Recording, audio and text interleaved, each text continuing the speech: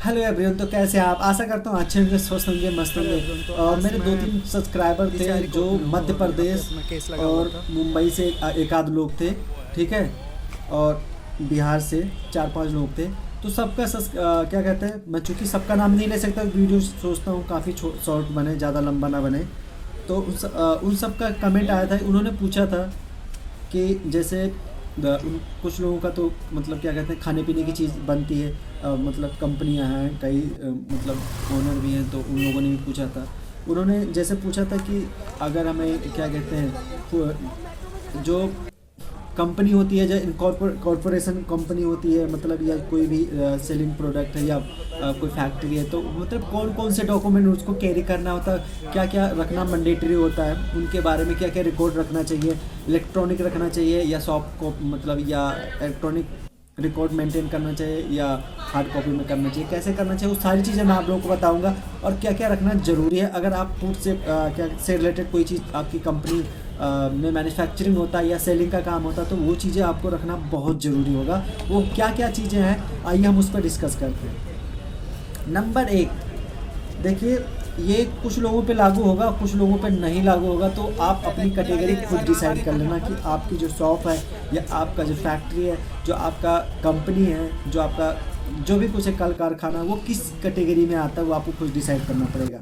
Number एक, certificate of corporation, ठीक है, जो आपका रजिस्ट्रेशन का, वो आपके पास वो सर्टिफिकेट होना चाहिए।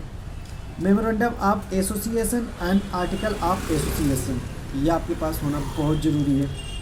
दूसरा है goods and service tax registration, मतलब जिसे आप कह सकते हैं जीएसटी, जो जीएसटी नंबर होता है, जीएसटी सर्टिफिकेट होती है, वो आपके पास मैंडेटरी होगा उस चीज़ को कैरी करना, रखना।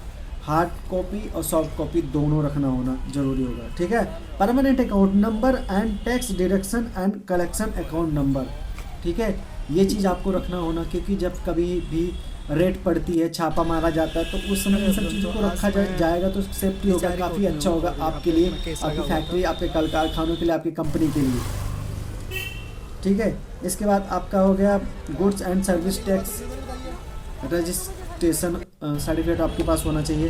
Goods and service tax return होनी चाहिए आपके पास, इसको भी आप कैरी करके रखिए। रिटर्न भरते हैं, उसकी बाकायदा फ़ाइल होनी चाहिए, ठीक है, फाइल बनाइए, और हर रिटर्न आपके पास होनी चाहिए, सॉफ्ट और हार्ड कॉपी दोनों होनी चाहिए, ठीक है। इसके बाद आपका हो गया इनकम टैक्स रिटर्न हो गया, ठीक है, service and good tax return हो गया, ठीक है। फिर इनकम टैक्स रिटर्न हो गया, goods and service tax return हो गया और इनकम टैक्स रिटर्न हो गया। इसके बाद बैलेंस शीट, बैलेंस शीट होना भी ज़रूरी है। ऑडिट रिपोर्ट एंड जी, ऑडिट रिपोर्ट होना चाहिए, जो कि बहुत ज़रूरत है। रजिस्टर ऑफ डायरेक्ट सेलर, ये भी होना चाहिए।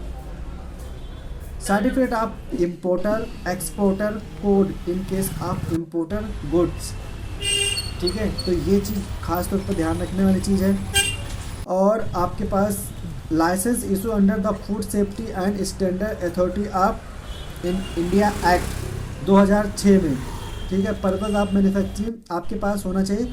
फूड सेफ्टी जो फूड सेफ्टी एक्ट बनाया गया था, अथॉरिटी ऑफ इंडिया एक्ट बनाया गया था, ठीक है, तो उसका लाइसेंस होना चाहिए आपके पास। अगर वो लाइसेंस नहीं होता है तो दिक्कत होगा। 2006 में बना था ये, ठीक है। तो सेल और क्या कहते हैं, मतलब उस चीज़ से रिलेटेड होना चाहिए। उसके बाद है licence registration certificate issued under the drugs and cosmetic act 1940 for the purpose of manufacturing और sale of the drugs including the Ayurvedic, Siddha and Unani drugs and homoeopathic medicine. Certificate of registration of trademark, ये भी देख लीजिए, ये भी काफ़ी ज़रूरी होता है।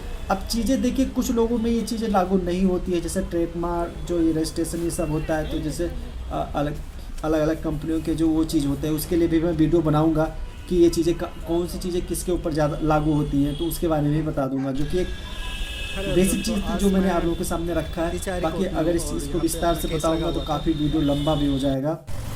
तो एक छोटी चीज़ थी जो आप लोगों के सामने रखा हूँ, आशा करता हूँ समझ गए होंगे, नहीं समझे तो कमेंट करना। इस चीज़ को दोबारा समझाया जाएगा। तो मैं फिर मिलूँगा एक नई वीडियो के साथ, और मैं आप लोग से रिक्वेस्ट करूँगा, स्वस्थ रहिए, मस्त रहिए, हंसते रहिए, मुस्कुराते रहिए और मेरा वीडियो देखते रहिए। फिर मिलूँगा एक नई वीडियो के साथ, तब तक के लिए जय हिंद।